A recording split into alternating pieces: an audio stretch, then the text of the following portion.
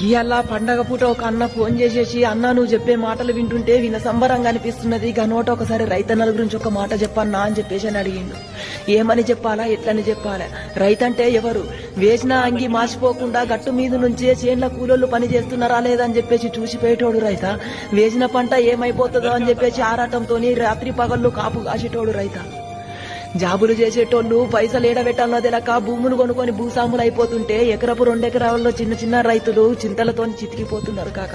ఉన్నది ఉన్నట్టుగా అంటే ఉడికెంత కోపం అన్నట్టుగా తెల్లటి బట్టలేసుకొని కారులో వచ్చి రోడ్డు మీదకి వెళ్లే భూమిని చూసి వెళ్లిపోయేటోడు రాజైతాడు గాని రైతట్లయితాడు కాక. ఈ ప్రభుత్వాలు కూడా ఆదుకోవాలనుకున్నా సాయం చేయాలనుకున్నా కూడా రైతులకు చేయాల కాక, రాజులకు కాదు. రైతులకు చేయాల కాక, రాజులకు కాదు. కష్టమంటే తెలిసినోడురా నిరుపేదరా రైతన్నరా,